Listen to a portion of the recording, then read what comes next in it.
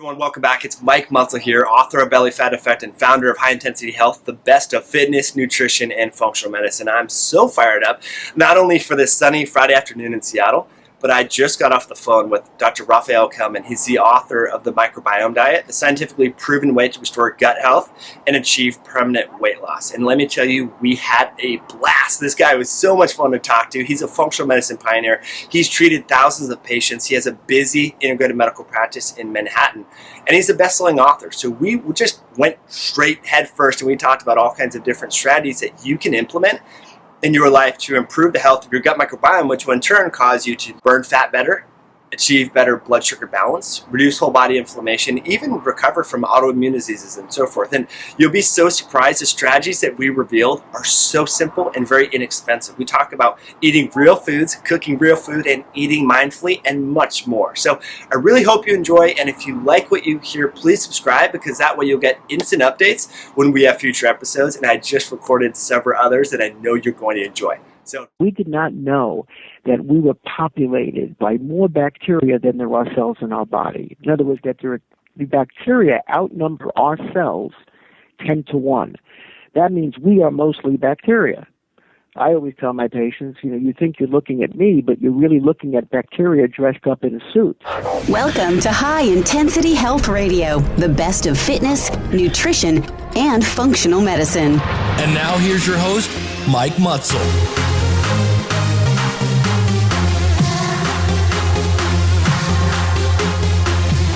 All right, welcome back, everyone. I am simply thrilled for today's guest, Dr. Raphaell Kellman, integrative physician, functional medicine pioneer, and the author of the new book, The Microbiome Diet, the scientifically proven way to restore your gut health and achieve permanent weight loss. We're going to talk about the details of that book shortly, but I want to give you a little bit more background about Dr. Kellman and his medical credentials. He attended medical school at Albert Einstein College of Medicine and then attended his residency at Beth Israel Hospital and became board certified in internal medicine. And in his 17-year career as a functional medicine physician, he's treated over 40,000 patients and has opened the thriving Kellman Center in New York City. So Dr. Kellman, welcome. Thank you. Pleasure to be here.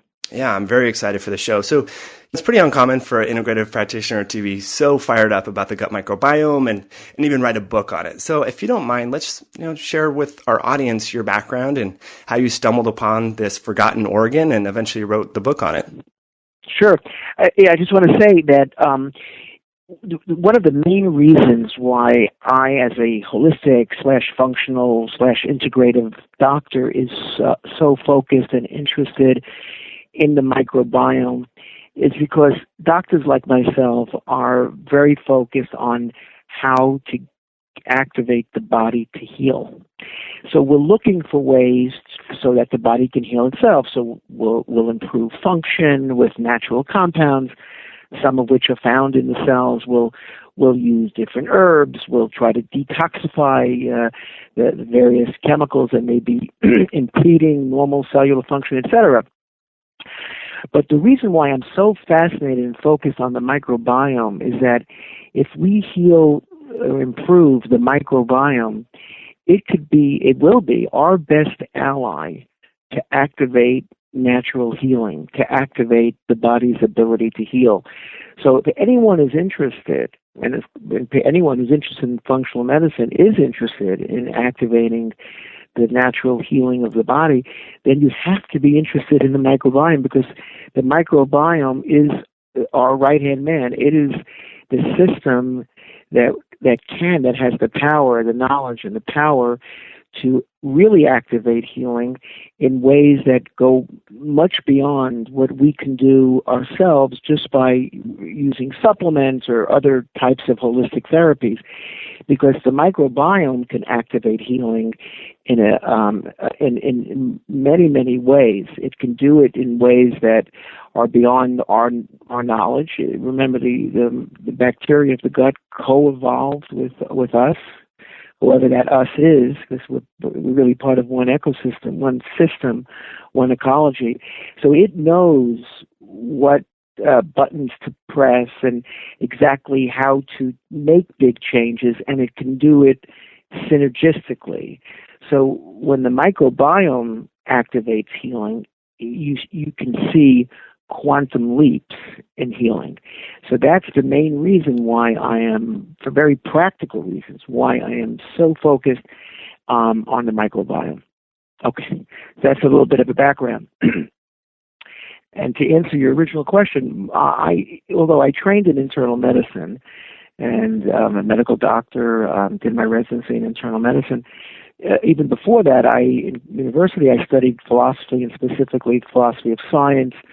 So from the get-go, I realized that modern medicine was really not up to speed vis-a-vis the paradigm, the way doctors were viewing the science of medicine and viewing how the body heals. So while other scientists were looking at nature and the world and other disciplines of science in a very holistic perspective, the systems theory perspective, the practice of medicine was outdated. It was really looking at the body from a very mechanical, mechanistic perspective, which was really outdated. So right from the get-go, I started seeing things from a very holistic perspective. I also focused on environmental medicine, so I was very much interested in how the ecological imbalances, the outer ecology affects the inner ecology, meaning us. I was very much interested in the role of bacteria in the macrocosm, the big world, and I started viewing bacteria as our allies. And in medicine, bacteria for years was our foe.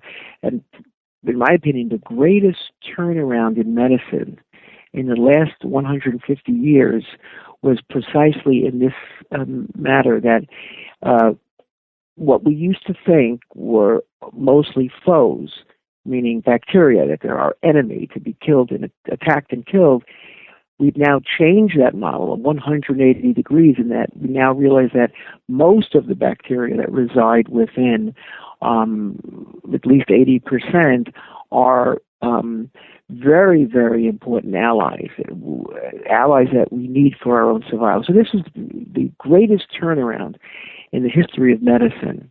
So I was right there ready for this turnaround, and I was very interested in the role of the bacteria in the gut. I wrote a book a number of years ago about called Gut Reaction, so I was very focused on the mind, the brain in the gut, the neurotransmitters, the neurons in the gut. So I was already looking at the gut as a foundation of human health. So it was a natural corollary to see the positive effects, to work on this and to realize that the bacteria must be playing a very, very important role. And I started working on that, on improving bacteria, improving the terrain, the environment for the bacteria to flourish, even before the research was beginning to emerge about the microbiome. So that's a basic history of how I got to where I am now. And then I decided this is a book that's very important to write and to get this information out there. Oh, yeah, I couldn't agree more. I mentioned so many different things I would love to expand upon. But if you were to step back outside of medicine and look back at the trajectory and advances, how do you think we literally forgot, so to speak, about the gut microbiome? Was it just that the technology and the DNA sequencing was not there, or was it not profitable? I mean, can you see any gaps that kind of steered us off the path of really exploring this earlier than? Well, sure. I mean, it's a good question, except I do believe that we never knew it. We never knew. There are actually two answers. One is that we really did not know about the microbiome. We did not know that we were populated by more bacteria than there are cells in our body. In other words, that the bacteria outnumber our cells 10 to 1. That means we are mostly bacteria.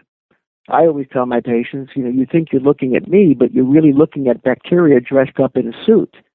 So, it has tremendous implications for the field of medicine and health.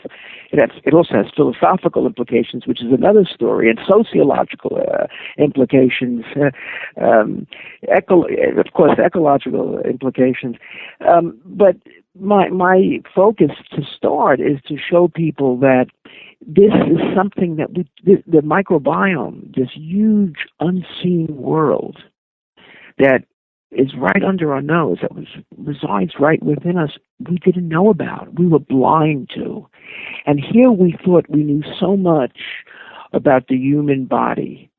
And all of a sudden, with the discovery of the microbiome, everything is turned on its head. Now we're at the point where we should be saying we know nothing about the human body, because this is changing it should change, and it will change, the way we understand how the body functions and why the body gets sick, why we get sick, and how we can possibly heal.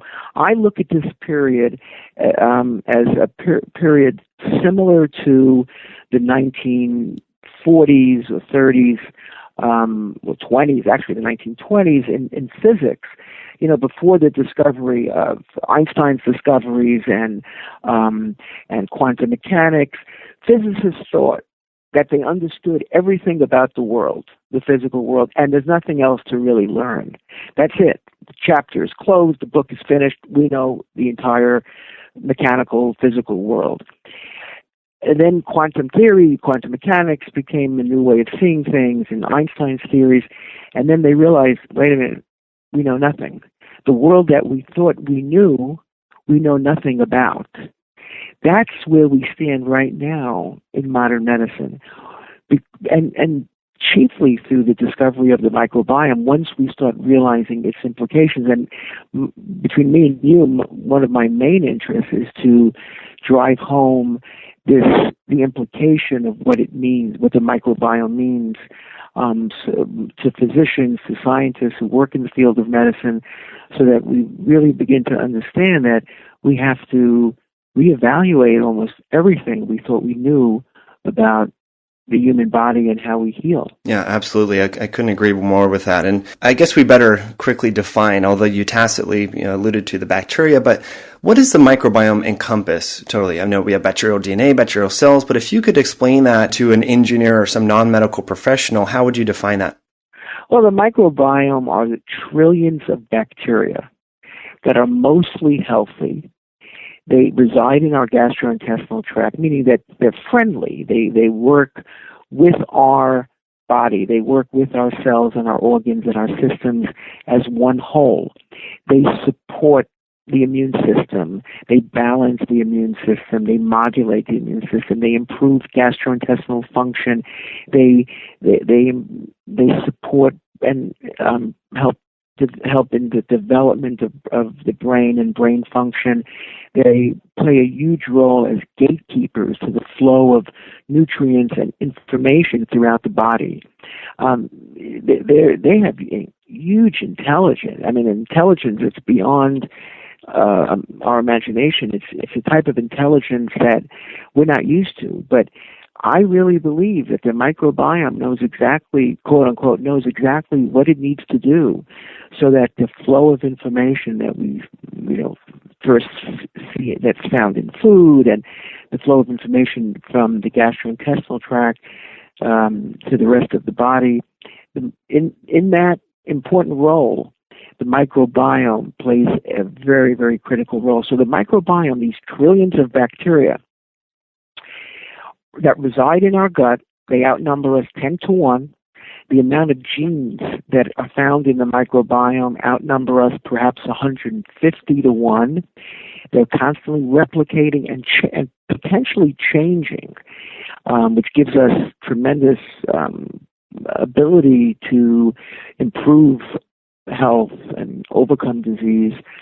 And they play an intricate role on virtually every system of the body. I call the microbiome the most impressive vitamin shop that you could imagine, and all the vitamins are for free.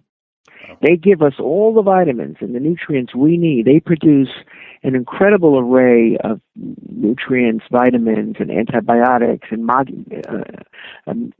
immune modulators, and various peptides that they're not even found in vitamin shops out there. So we have the most incredible, amazing vitamin shop right within, and it's for free. I love it. Perfect. So I don't want to go off track too much, but since we're on this definition of the microbiome and so much focus on bacteria, we know that bacteria are not the only microorganisms found in our intestine. I know you talk about this in your book too, Dr. Kellman, but virus and parasites and yeast, do you want to dive into that at any level, or should we wait to the end? Yeah, I'll tell you real briefly. In general, yeast is an overgrowth. It should not exist to the extent that we're seeing it. And that doesn't mean you should completely eradicate all yeast. I mean, I also believe that sometimes when you try to eradicate yeast too extensively, that can actually cause detrimental effects. There is a role for even these bacteria, fungi, parasites that we'd like to believe should be completely eradicated. Really, it's about balance. And it's about balance with our immune system. And that creates total health, not the complete eradication of anything, even yeast. And this is something that I think even holistic functional medicine practitioners are not getting, that the goal is not to completely eradicate these organisms that we think don't belong. We don't really know what truly belongs in a healthy microbiome. And a healthy microbiome is a very, very subjective definition. It really depends on the host that we're talking about, or it's a little bit egocentric to say the host. Who's the host? Us or the bacteria. But okay, forgive me for that. But so there's no universal rule of what is a healthy microbiome. It has to be evaluated in conjunction with the host that you're talking about. The same thing with parasites. Now, while it's true that parasites can have a very, very adverse effect on our health, parasites are not just found in India and Africa, although we were taught that they're mostly found in other countries. They're found here too. We just don't have the technology that's good enough to pick it up and to properly reveal what's really going on in terms of parasites. However, that being said, that doesn't mean that all parasites are not good for us. That doesn't mean that we should completely eradicate parasites and go on a mission of completely eradicating parasites for the rest of our lives.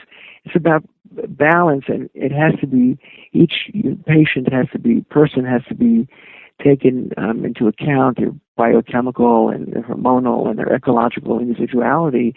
That plays a critical role when you decide how you should improve and modulate their microbiome.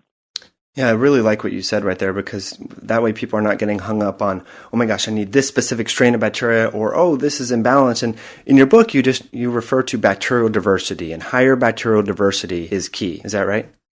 Absolutely. One of the most important points of the book is it's about diversity. People tell me, "Oh, I'm taking a probiotic that has 500 billion units." Irrelevant to me.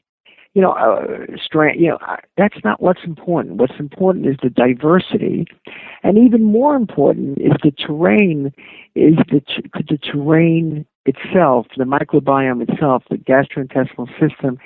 Is it the proper environment so that a healthy microbiome can naturally develop? That's what's important.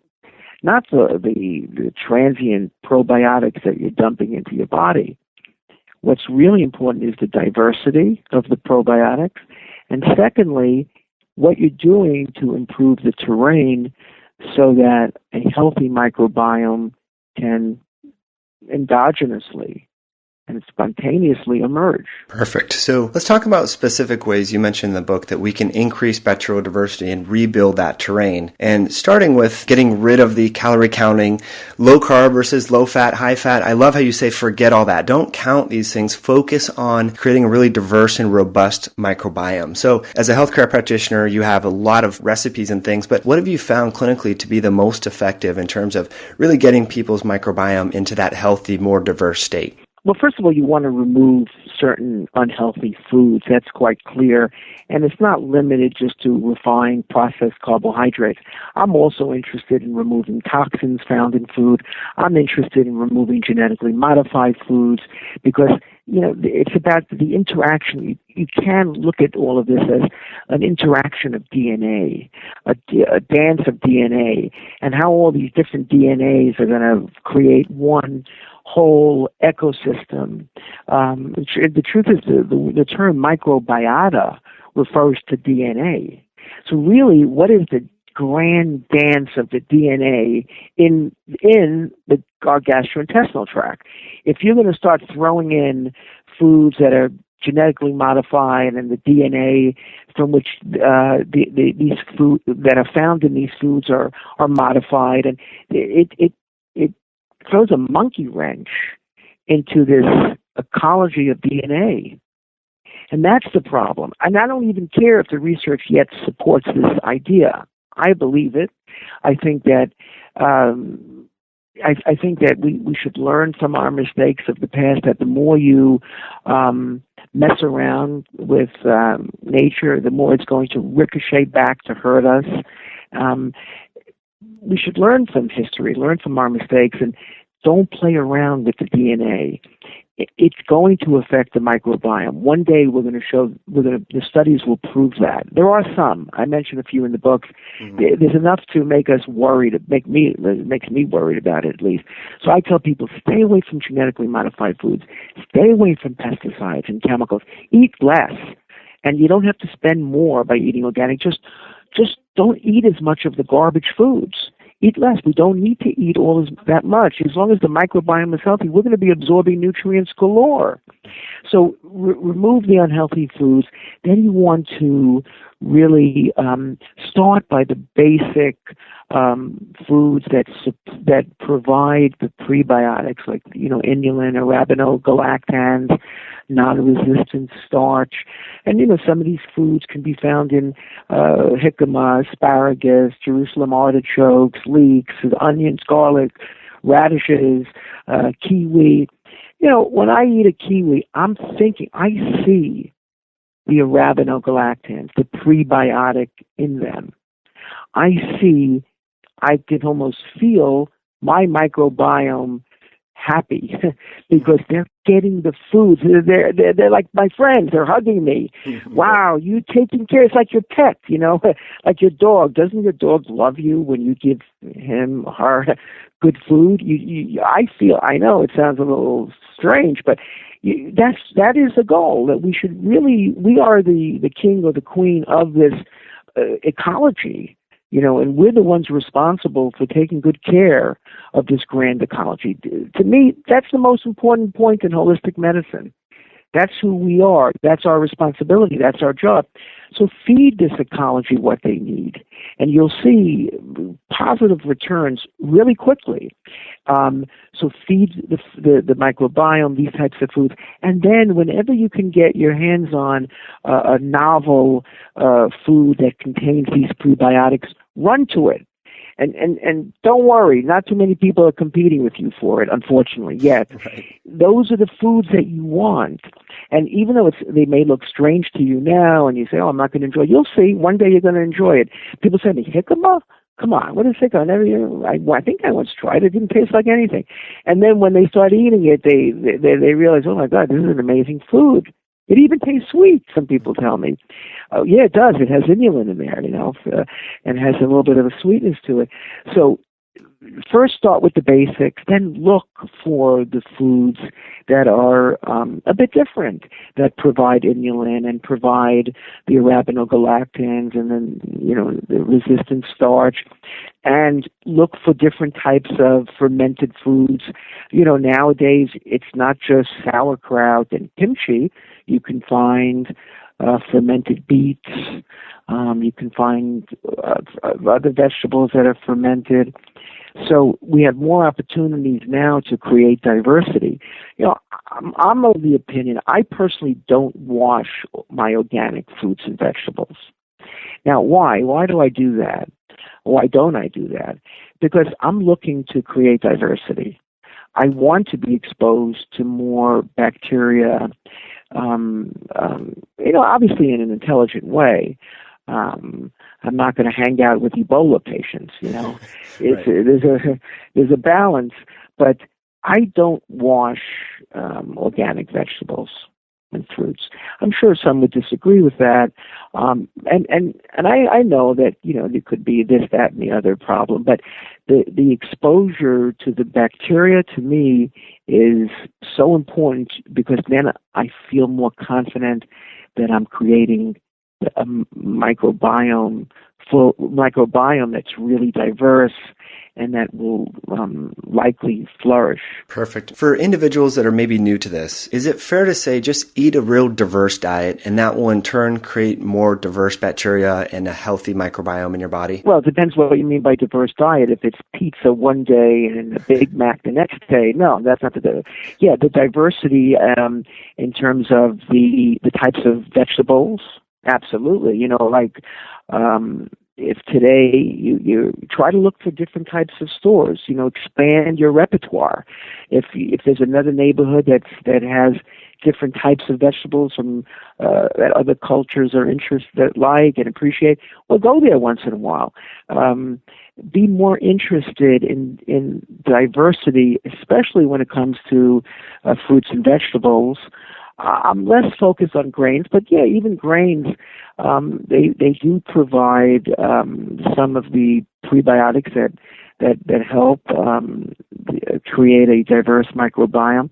But people can first start, because some grains are not good for people. Some people are gluten free, but quinoa and certain legumes are certainly very healthy for the microbiome. So be diverse with the fruits and vegetables that you're choosing. Thanks for clarifying. I was referring more to plant-based. Yes, diversify the fruits and vegetables.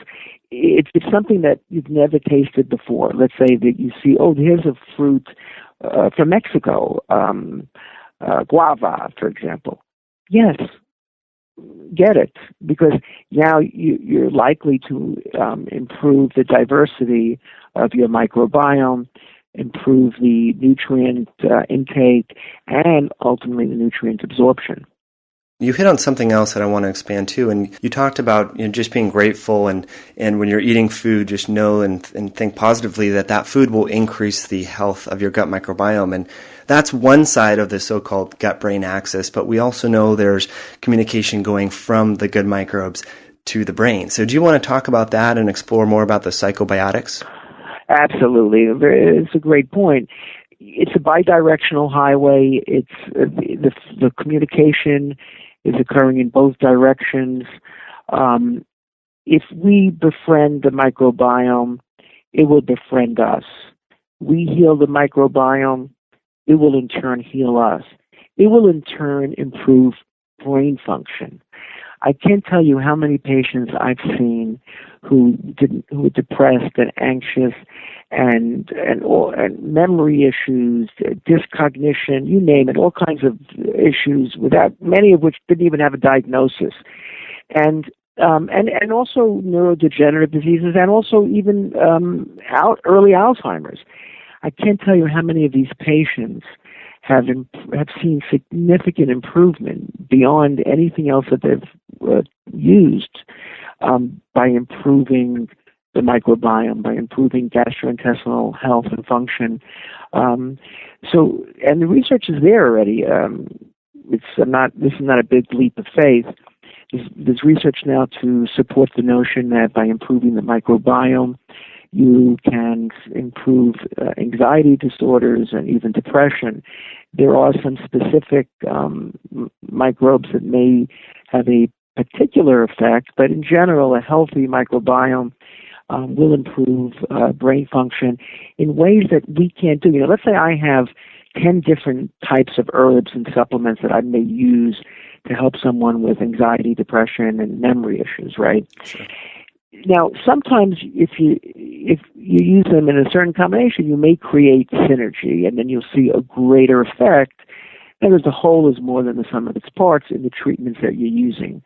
But when you activate and improve the microbiome by following the prescription that I have in the microbiome diet, you'll see the microbiome improve the brain beyond the 10 nutrients that you know of, or the 10 herbs that you know of that may help the brain, or 10 medications, or 10 treatments.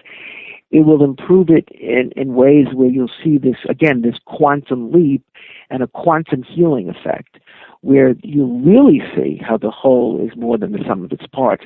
Because the microbiome knows exactly how to improve brain function in a myriad of ways, some of which we now know. We've scientists have mapped out some of those mechanisms of how an improved microbiome can ultimately improve brain function. But there are many mechanisms that we don't know about.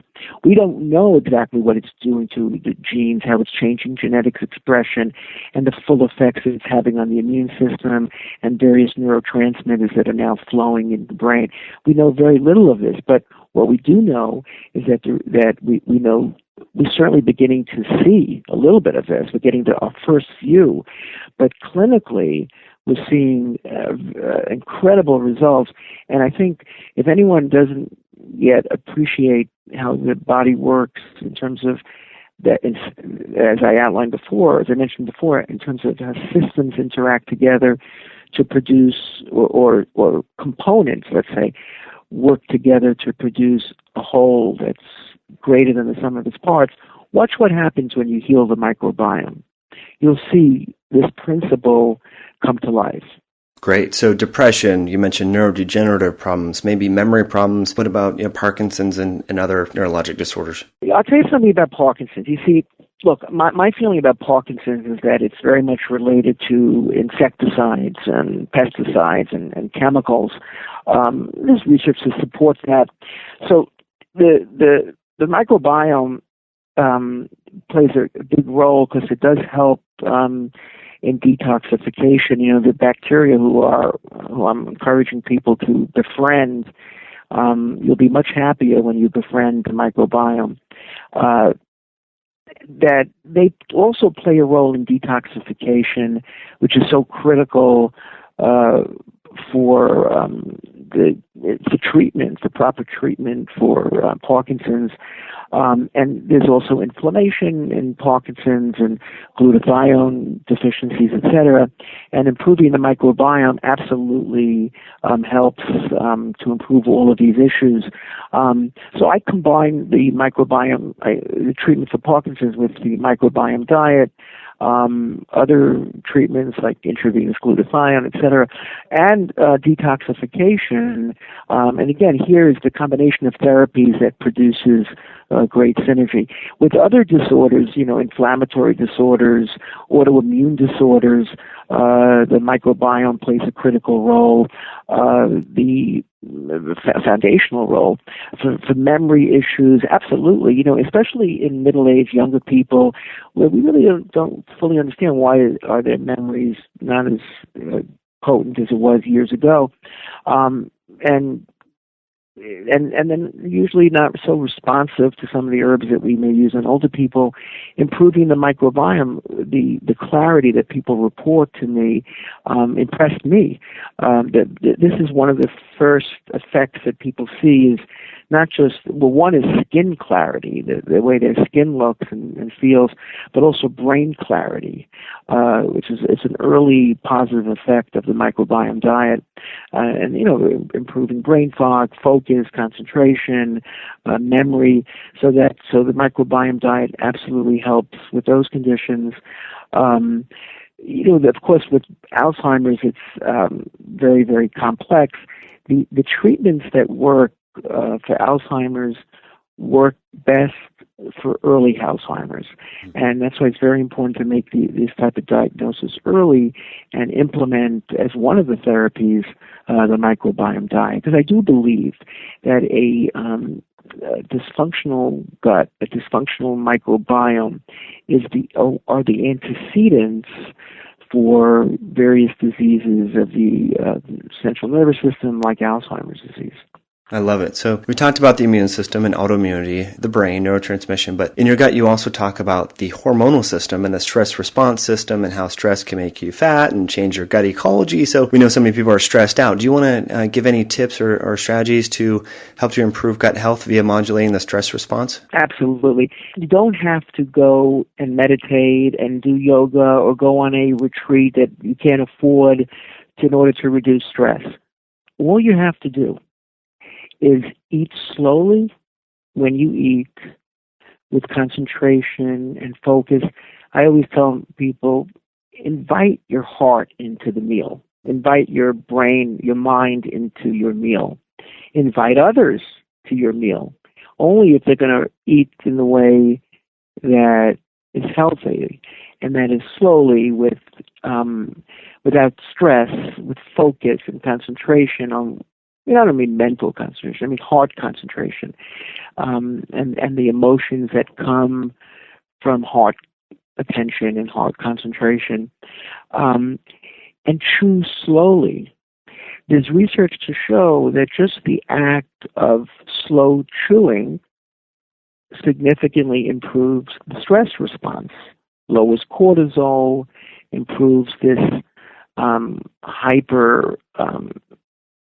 pituitary, hypothalamus, pituitary, adrenal axis. That's the stress axis from the brain all the way down to the adrenal glands. That's wired in so many of us.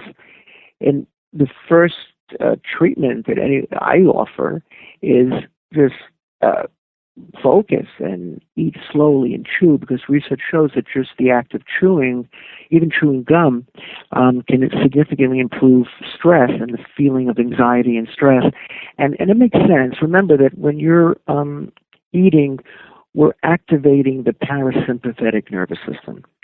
That's the system that will improve our stress response, that will bring down that stimulated sympathetic nervous system that's associated with stress, anxiety, and feeling lousy.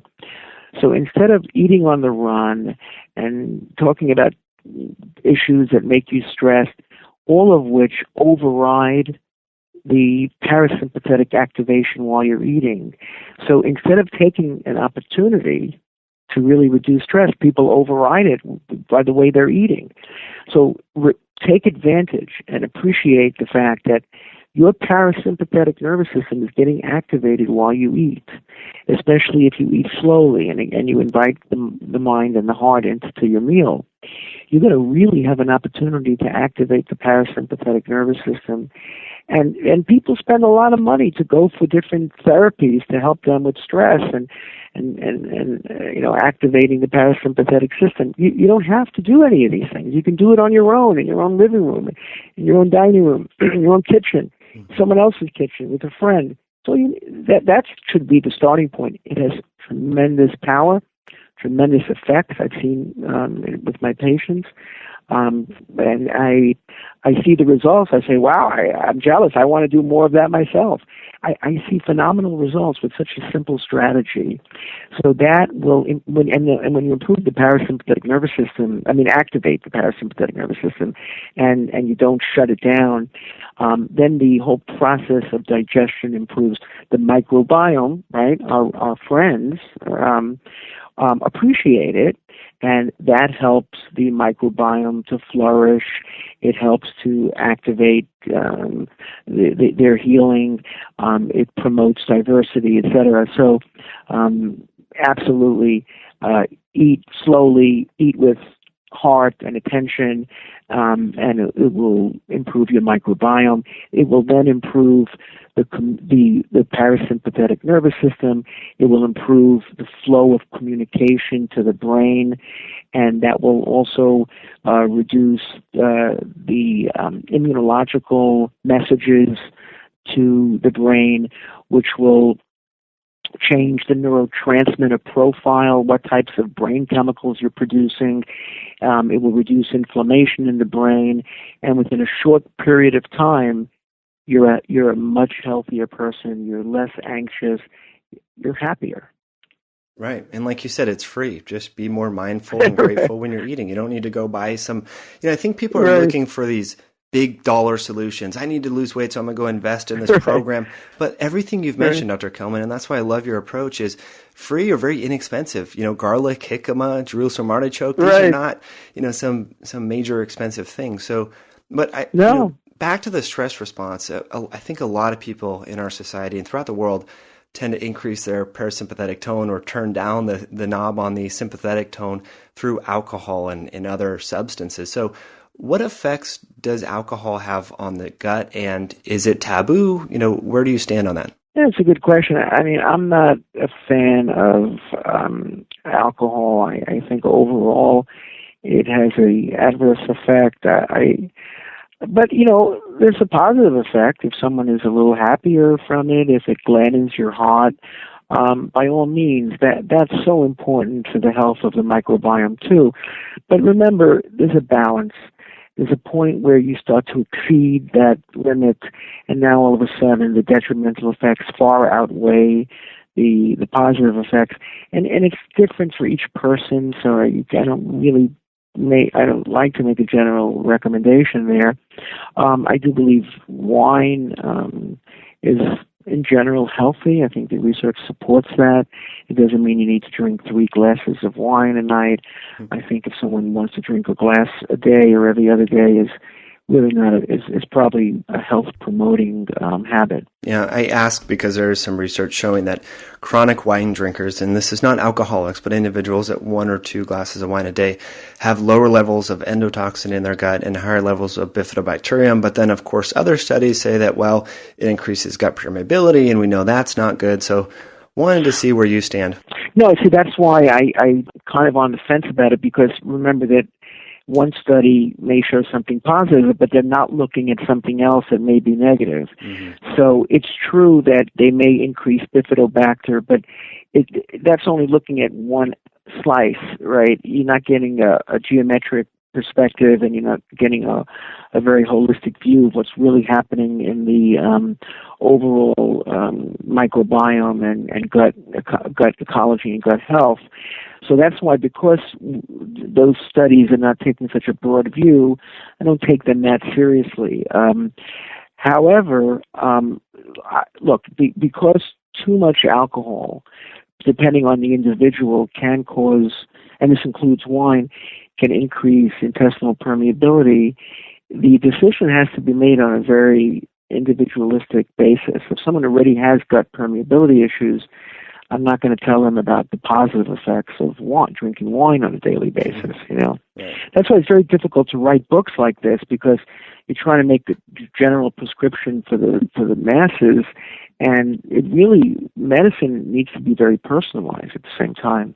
So as we wrap this up, we're going to refer everyone to the show notes and the link to your book on Amazon. But any strategies that we didn't touch on that you want to highlight for creating the microbiome of a thin person and really optimizing whole body health? We talked about being grateful, eating mindfully, chewing all the fermented foods and herbs and spices. But any other tips or strategies that you found clinically to be very effective? Yeah, it's another good question. I think it's more important, in my opinion, to spend your money on nutrient supplements that improve the gut and the microbiome than in spending your money on a multivitamin or spending your money on calcium or vitamin C. And in the end, if you don't have a healthy gut and a healthy microbiome, you're just about wasting your time, wasting your money. It probably won't have a positive effect on your overall health. And there's some research to support what I'm saying, that It was the evaluation of people who are taking multivitamins. The few studies that exist, they're controversial. You certainly can't prove that taking a multivitamin is going to improve one's health or that it's going to increase your life expectancy. And yet most people believe it to be the case. My feeling is forget the multivitamin. Don't spend your money on that. Don't even spend your money on vitamin C or calcium. First, spend your money on healing your gut and your microbiome. Then if you have any leftover cash, then you can start taking these other vitamins. I've had patients who were taking multivitamins and B vitamins, and when they first came to see me, I do a vitamin profile and an antioxidant profile, and you'll see low B vitamins, and they would be shocked. It doesn't make sense. How could that be, doctor? I take B vitamins. Well, I have low zinc, and I'm taking zinc in my multi. What's happening? And I tell them it's not what you're taking is in. It's not what you're ingesting. It's what your microbiome is enabling your gut to absorb, to assimilate, to digest, and to absorb. That's what's critical. And these same patients, I tell them, get off all these things. Let's just focus on the microbiome. And then when we repeat blood tests on these people, now they see their B vitamins to be robust, at a robust level. And they're fascinated. How's that possible? I'm not even taking B vitamins. Where's it coming from? I'm not even taking a multivitamin. Why is my zinc now 110 and it was 65 when I was taking a multivitamin, and now I'm not? They're amazed. They say, all those years I was spending on my money on these new vitamins that didn't do a thing. And then they see firsthand that it's about the microbiome. It's about gut health. And then I remind them, and they get the message that the microbiome is your closest GNC, your closest vitamin shop. It's right here in your gut. It will produce many of these vitamins for you, and it will help your gut to absorb the nutrients that we so desperately need to maintain, promote our health. And healing the microbiome is the best way to absorb a multivitamin without even having to pay for it. Well said. Well, I like it, Dr. Kellman. Yeah, I could talk to you all day about this stuff. Yeah, it was beautiful. You asked the greatest questions, and it was really a wonderful interview. Well, thank you, Dr. Kellman. So in the show notes, we'll have your website up there, which is Raphaell Kellman, MD. So any patients that want to follow you, it looks like you have your blog here and a contact form. So we'll make sure that people have access to that. We'll have the link to your book, your amazing book, The Microbiome Diet, which I highly recommend to everyone. Would you have transcripts of this? Because it's such a wonderful interview, and so we spoke about so many things. Yeah, I'll send that over to you. I'll put it in the show notes. I do have a virtual assistant that will transcribe it, so I'll send you an email and let everyone know when it's available. And that's so great. I've had many interviews. This is really the best. Best I've had. You. I appreciate it. Terrific. I look forward to staying in touch with you. Okay, me as well. Have a great day. You too. Thanks so much. Bye-bye.